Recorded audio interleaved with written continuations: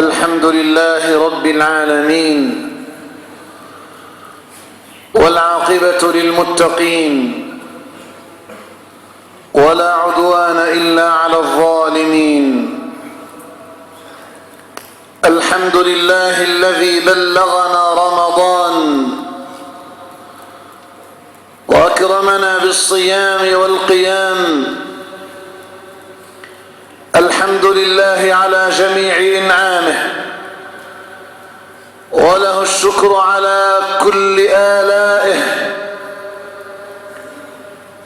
فوالله ما طلعت شمس ولا غربت إلا وذكرك مقرون بأنفاسي، ولا شربت لذيذ الماء من ظمأ إلا وجدت خيالا منك في الكاس، ولا جلست إلى قوم أحدثهم إلا وكنت حديثي بين جلاسي. وأشهد أن لا إله إلا الله وحده لا شريك له،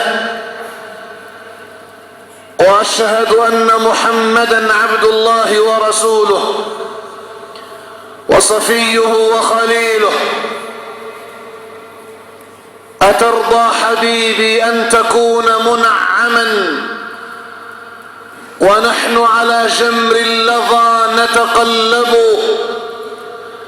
ألم يرضك الرحمن في سورة الضحى وحاشاك أن ترضى وفينا معذب؟ اللهم يا جامع الناس ليوم لا ريب فيه إنك لا تخلف الميعاد، اجمع بيننا وبين حبيبك المصطفى في أعلى درجات الجنان، وأكرمنا في الدنيا برؤيته وفي الآخرة بشفاعته. أوصيكم معاشر الناس بتقوى الله عز وجل، فإنه ما ورد الواردون حياض الآخرة بخير من التقوى. وتزودوا فإن خير الزاد التقوى، واتقون يا أولي الألباب.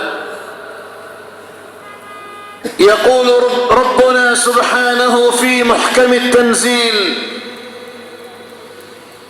شهر رمضان الذي أنزل فيه القرآن هدى للناس وبينات من الهدى والفرقان،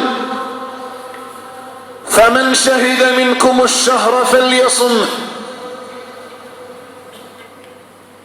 اللهم لك الحمد والشكر والنعمة والرضا حق حمدك. أكرمتنا بشهود هذا الشهر الكريم الذي أنزل فيه القرآن. أيها المسلم، إذا كان لكل شيء خاصية تميزه عن غيره، فإن خاصية هذا الشهر الكريم رمضان جاءت من كتاب الله عز وجل الذي أنزل في رمضان في ليلة القدر الشريفة التي هي خير من 1000 شهر. وإذا كان الصيام شعار رمضان فإن القرآن شعار أهل الله. أتدرون من أهل الله؟ قلنا الله ورسوله أعلم. قال أهل القرآن هم أهل الله وخاصته. اقرأ باسم ربك الذي خلق، خلق الإنسان من علق. اقرأ وربك الأكرم الذي علم بالقلم، علم الإنسان ما لم يعلم. واتصلت السماء بالأرض في رمضان، والمنزل كتاب الله سبحانه وتعالى. ولأن الوقت ضيق قصير فإني أقف مع حضراتكم أمام نماذج قرأت كتاب الله سبحانه وتعالى لنضع أنفسنا أمام تلكم النماذج ولنرى ما هو حال الأمة مع القرآن العظيم. وقال الرسول: يا رب إن قوم اتخذوا هذا القرآن مهجورا. وقال الرسول: يا رب إن قوم اتخذوا هذا القرآن مهجورا. وأما النماذج السامية التي نحاول أن نصل إليها تقليدا، فعلى رأسهم سيد الوجود صلى الله تعالى عليه وسلم. كيف قرأ القرآن، وكيف سمع القرآن، وكيف عاش مع القرآن. سئلت الصديقة عن خلقه فقالت: ألا تقرؤون قد أفلح المؤمنون؟ قلنا: بلى. قالت: كان خلقه القرآن. يا سادة، رسول الله صلى الله عليه وسلم المشافه بالوحي، العارج إلى السماء السابعة، الواقف في الحضرة القدسية الشريفة، يقول كما في الصحيحين لعبد الله بن مسعود: اقرأ علي القرآن. قال عبد عبد الله بن مسعود، فافتتحت عليه سورة النساء والنبي يسمع القرآن وعبد الله بن مسعود يقرأ على رسول الله. ولك أن تتخيل هذه الجلسة القرآنية الشريفة، القارئ عبد الله بن مسعود والمستمع سيد الخلق والوجود. قال عبد الله بن مسعود حتى وصلت على قوله تعالى: اسمع: فكيف إذا جئنا من كل أمة بشهيد وجئنا بك على هؤلاء شهيدا، يومئذ يود الذين كفروا وعصوا الرسول لو تسوى بهم الأرض ولا يكتمون الله حديثا. قال عبد الله: فنظرت إلى رسول الله وإذا عيناه تذرفان وهو يقول: يا ابن أم عبد حسبك حسبك حسبك حسبك. فكيف إذا جئنا من كل أمة بشهيد وجئنا بك على هؤلاء شهيدا، يومئذ يود الذين كفروا وعصوا الرسول لو تسوى بهم الأرض ولا يكتمون الله حديثا. ويدخل القرآن العظيم إلى شغاف قلب المصطفى صلى الله تعالى عليه وآله وصحبه وسلم. ويا أفلح الله وجوهكم، تقدموا قليلا أو كثيرا لنسمح للإخوة العابرين إلى سدة المسجد يرحمنا ويرحمكم الله. أجل يا سادة، القرآن شعار رمضان، شعار أهل الله، حديث بين العبد وبين ربه. من أراد أن يحدث الله عز وجل فليقرأ القرآن. هكذا سمع النموذج الأوحد الأعظم الأشرف، هكذا سمع سيدي رسول الله القرآن. يقول مطرف بن عبد الله بن الشخير رضي الله عنهما: دخلت على رسول الله وهو يصلي فسمعت لصدره أزيزا كأزيز المرجل من كثرة البكاء في القرآن. المرجل آلة التدفئة التي تحترق فيها النار، كأن صدر المصطفى صلى الله عليه وسلم وهو يصلي ويقرأ القرآن يغلي. يقول مطرف: فسمعت لصدره أزيز كأزيز المرجل. إنه رمضان، إنه القرآن، وهذا النموذج الأول. يقول قائل: يا شيخنا لكنه رسول الله وأنى لنا أن نصل إلى رتبته، أو كيف نستطيع أن نقلده؟ سأدخل مع حضراتكم إلى بيته الشريف في حجرة عائشة رضي الله عنها لنرى أن هذا الأمر انسحب على أصحابه رضوان الله عليهم. تقول عائشة: وقد قامت ليلة تصلي فأتت على قوله سبحانه وتعالى: فمن الله علينا ووقانا عذاب السموم. اسمع بقلبك لا بأذن راسك: فمن الله علينا ووقانا عذاب السموم. فلا زالت الصديقة تعيد الآية وتكررها حتى وقف بلال في الباب يقول: الصلاة الصلاة. ليلة كاملة والصديقة تقوم بآية واحدة.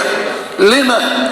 لأن القرآن حرك قلبها الشريف، فاستطاع القلب أن يلامس أنوار القرآن العظيم. نموذج آخر: فمن الله علينا ووقانا عذاب السموم. كم ختمة نقرأ في رمضان، وعلى كم مرة نقف عند هذه الآية. فماذا حرك القرآن العظيم في قلوبنا يا معاشر الصائمين؟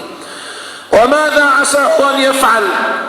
قراءة الصحابة هذه قراءة سيدي عمر بن الخطاب رضي الله عنه وأرضاه، وكان يرى في وجهه مثل الأخدود من كثرة البكاء، وكان يسمع لبكائه نشيجا في آخر الصفوف في المسجد، وكان إذا قال الله أكبر ارتجت المدينة والمسجد من بكاء أمير المؤمنين عمر ابن الخطاب رضي الله عنه وأرضاه.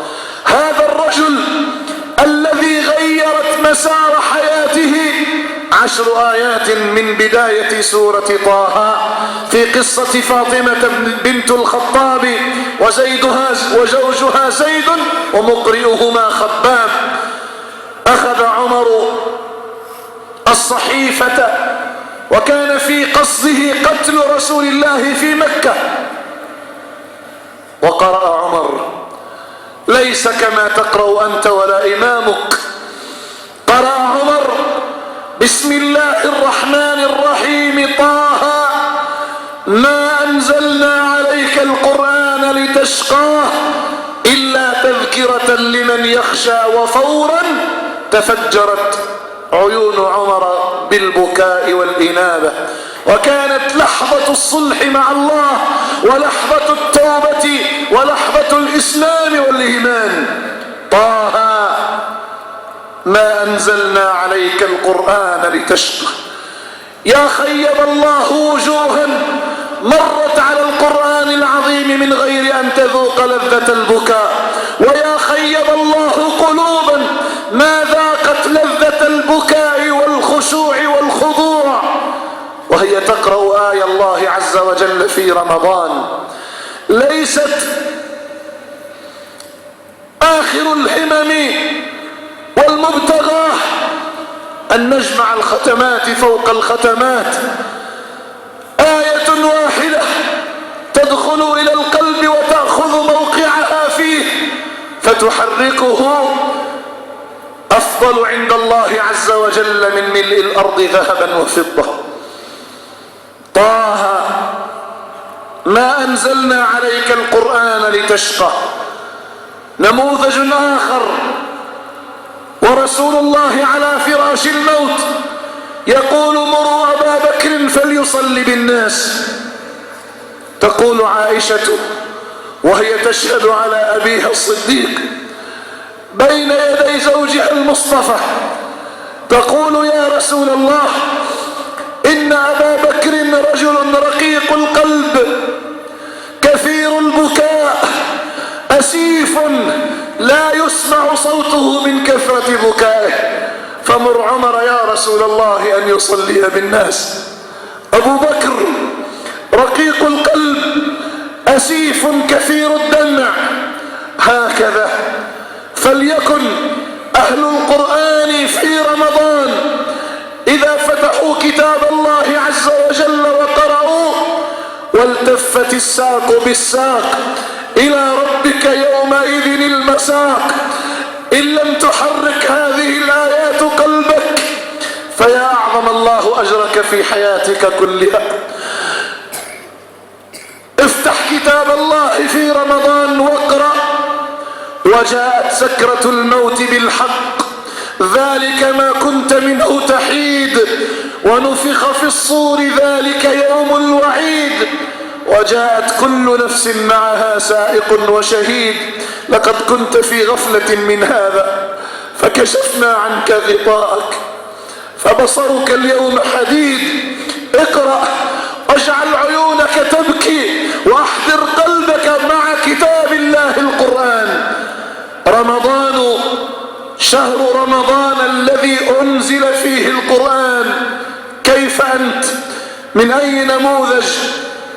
لست من نموذج الأنبياء ولا إمامك ولا من نموذج الصحابة، فتعال لنكون من نموذج الأعراب. كيف قرأ الأعراب كتاب الله عز وجل؟ يقول الأصمعي اللغوي الشهير الأديب الشاعر يقول مررت على أعرابي في البصرة جرف على ظهر ناقته. قال: ممن الرجل؟ قلت: من أصمع. قال: الأصمعي؟ قلت: نعم. قال: هل معك شيء من كتاب الله؟ قلت: نعم. قال الأعرابي للأصمعي: اقرأ. فقال الأصمعي: والذاريات ذروة فالحاملات وقرة، إلى أن وصلت إلى قوله تعالى: إن المتقين في جنات وعيون. قال: فنزل الأعرابي عن ناقته فنحرها وقال: حسبك حسبك. ثم قال: أعني عليها، فقطعها ووزعناها في سبيل الله عز وجل ثم مضى. هكذا سمع الأعرابي سورة الذاريات. وليس هنا محط الشاهد، يا رحم الله قلوبكم وإياي. قال الأصمعي: فمضى الأعرابي ومضيت، ثم حججت مع الرشيد في ذلك العام، ونحن نطوف حول البيت، وإذا بصوت رقيق على جسد نحيل مصفر يقول: يا أصمعي. وإذا به ذات الأعرابي. قال: ألست الأصمعي؟ قلت: بلى، لكن ما غير حالك؟ قال: سورة الذاريات يا أصمعي. هل معك شيء من كتاب الله؟ قلت: نعم.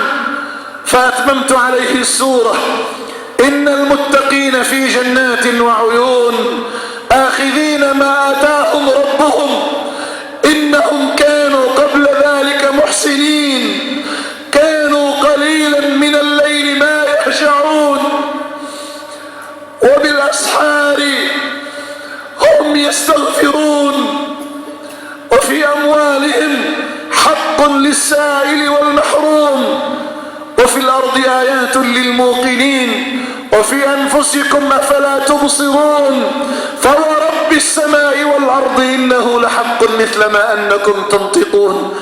قال الأصمعي: فقام الأعرابي يقول: يا ويحكم، من أغضب الجليل حتى حلف؟ من الذي أغضب الجليل حتى حلف؟ أما صدقتموه حتى حلف لكم؟ ثم شهق شهقة وخر فحركناه فإذا به قد مات. هكذا سمع الأعراب القرآن العظيم، وهكذا عاش هذا البدوي مع كتاب الله عز وجل. فكيف نعيش نحن مع القرآن؟ وكيف نختم القرآن في رمضان؟ وكيف نحتفل بآي الله عز وجل؟ نموذج آخر، هو ليس نبي ولا صحابي، أعرابي جلف من البادية، استطاع القرآن أن يلامس شغاف قلبه. يقول الحسن البصري رضي الله عنه وأرضاه: والله إن قوما يقولون والله لقد قرأنا القرآن وما أسقطنا منه حرفا واحدا، ووالله لقد أسقطوا القرآن وما قرأوا منه حرفا واحدا. هذا في زمان الحسن، فكيف في أيامنا؟ وكيف في زماننا؟ وماذا يفعل القرآن العظيم في قلوبنا؟ وماذا يغير القرآن العظيم من أحوالنا؟ القرآن الذي غير حياة عمر بن الخطاب من قاتل يبتغي أن يقتل محمد بن عبد الله وأصحابه إلى فاروق الأمة من يفر الشيطان من ظله في الفجاج والأودية. القرآن يا أمة القرآن لم يكن ولن يكون في زمان خاص في شهر رمضان. نعم، في رمضان تزيد الختمات. كان جبريل يعاود النبي صلى الله عليه وسلم القرآن في رمضان، يعاهده معه ويقرأه. وكان في السنة التي مات فيها فداه أبي وأمي قد قرأه مرتين مع رسول الله صلى الله عليه وسلم. نماذج أخرى ناقشها الفقهاء، فقهاء هذه الأمة، الأخ حنفي والآخر شافعي والثالث مالكي والرابع. أما الحنفية أتباع أبي حنيفة النعمان عليهم أن يعلموا كيف قرأ شيخهم كتاب الله عز وجل، وكيف سمع شيخهم كتاب الله سبحانه وتعالى، فإن ذلك من رأس مذهب أبي حنيفة رضي الله عنه وأرضاه. دخل المسجد يوما يصلي بإمام المسجد الراتب، والإمام يقرأ في الركعة الثانية: إذا زلزلت الأرض زلزالها وأخرجت الأرض أثقالها وقال الإنسان ما لها يومئذ تحدث أخبارها، الآية. فلما انتهت الصلاة وقام الناس إلى صلاة السنة، ومنهم من أوتر ومنهم من غادر، ولم يبق في المسجد إلا خادم السراج وإمام المسلمين أبو حنيفة، وقد أركى ظهره إلى سارية في المسجد يقبض على لحيته يجرها يقول: ويل لأبي حنيفة إن لم يغفر له الله، فمن يعمل مثقال ذرة خيرا يره ومن يعمل مثقال ذرة شرا يره. لم يبق إلا خادم المسجد وفقيه الأمة وهو قابض على لحيته. قد غيرت هذه الآيات من سورة الزلزلة وضع الفقيه العالم الحافظ الجامع قدس الله روحه. وخادم المسجد يقف على رأس الشيخ يقول: فعلمت ما بأبي حنيفة فتركته وغادرت المسجد، وعدت لأشعل السراج من الفجر وإذا بأبي حنيفة قابض على لحيته على سارية المسجد يقول: ويل لأبي حنيفة إن لم يغفر له الله، فمن يعمل مثقال ذرة خيرا يره ومن يعمل مثقال ذرة شرا يره. كم مرة قرأنا سورة الزلزلة، كم مرة وقفنا عليها، كم مرة غيرت في قلوبنا شيء. إلى متى سنبقى نقرأ؟ إلى متى سيبقى القرآن العظيم في واد ونحن في واد آخر؟ متى ستلتقي القلوب بالقرآن فيحركها؟ ومتى ستلتقي الآيات بالدموع فتفجرها؟ قال تعالى: لو أنزلنا هذا القرآن على جبل لرأيته خاشعا متصدعا من خشية الله. وتلك الأمثال نضربها للناس لعلهم يتفكرون. الله نزل أحسن الحديث كتابا متشابها مثانيا تقشعر منه جلود الذين يخشون ربهم ثم تلين جلودهم وقلوبهم إلى ذكر الله. هكذا فليكن رمضاننا، هكذا فلتكن ختماتنا، هكذا فلتكن قراءاتنا. وهذه نماذج ممن قرأوا القرآن وعاشوا مع القرآن حياة أخرى. اللهم اجعل القرآن ربيع قلوبنا ونور صدورنا وذهاب همومنا وجلاء أحزاننا. يقول حبيبكم المصطفى: يشفع القرآن والصيام، فيقول الصيام: يا ربي حرمته الطعام، ويقول القرآن: يا رب حرمته المنام، فيشفعان. ماذا نفعل بليالينا؟ يقول القرآن: يا رب حرمته المنام، تتجافى جنوبهم عن المضاجع، حرمته المنام. قال: فيشفعان. يشفع القرآن ويشفع الصيام، لا تشفع المسلسلات ولا الإعلام الساقط الهابط الذي جل أمانيه أن يدمر ديننا ويحطم شبابنا وبيوتنا وأهلينا.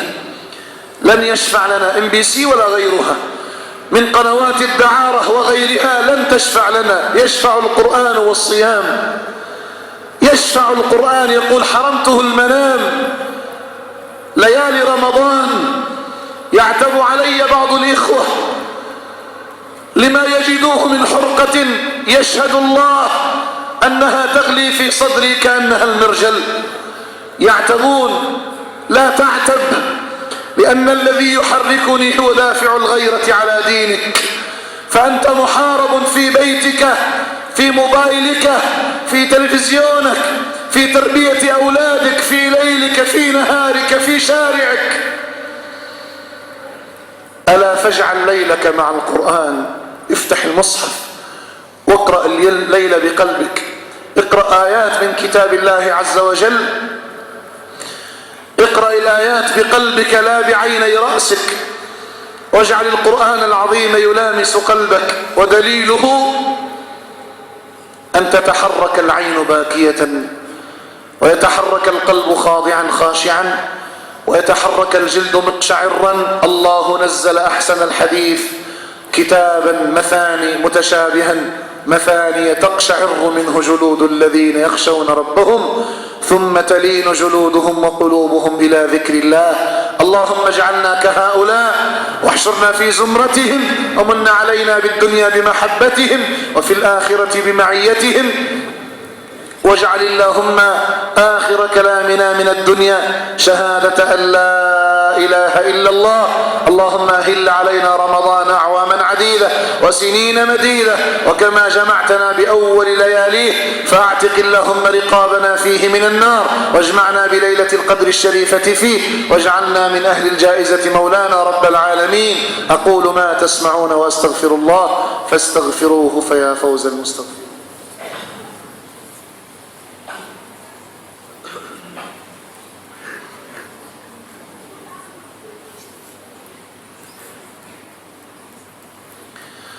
الحمد لله حمدا كثيرا كما أمر. اشكروه وهو الذي وعد المزيد لمن شكر. وأشهد أن لا إله إلا الله وحده لا شريك له، وأشهد أن محمدا عبده ورسوله خير الخلق والبشر.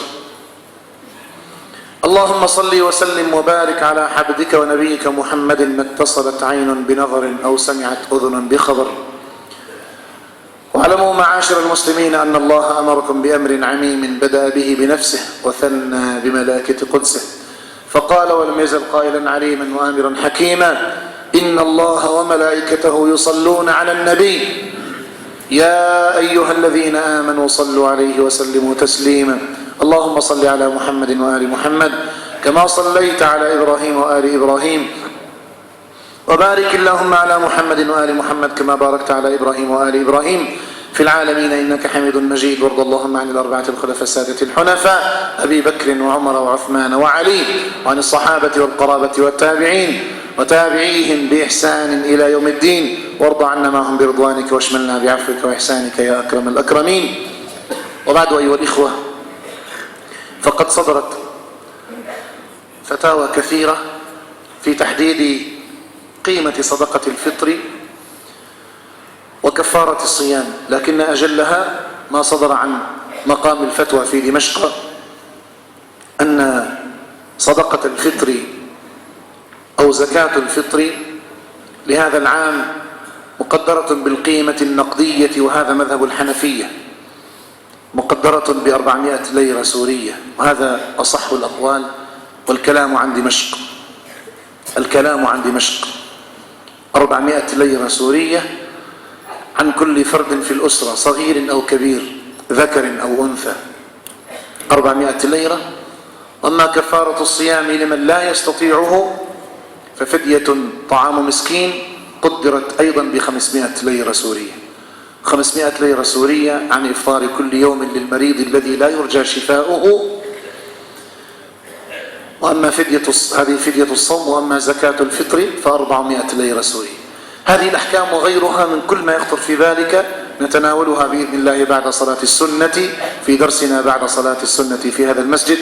أحكام المفطرات، الذي يفطر والذي لا يفطر، والزكوات، وما يجول في خواطركم من أسئلة، وهو مجلس العلم الذي أمرنا إذا مررنا برياض الجنة أن نرتع فيه. يقام كل يوم جمعة بعد صلاة السنة، واليوم خاص بأحكام رمضان.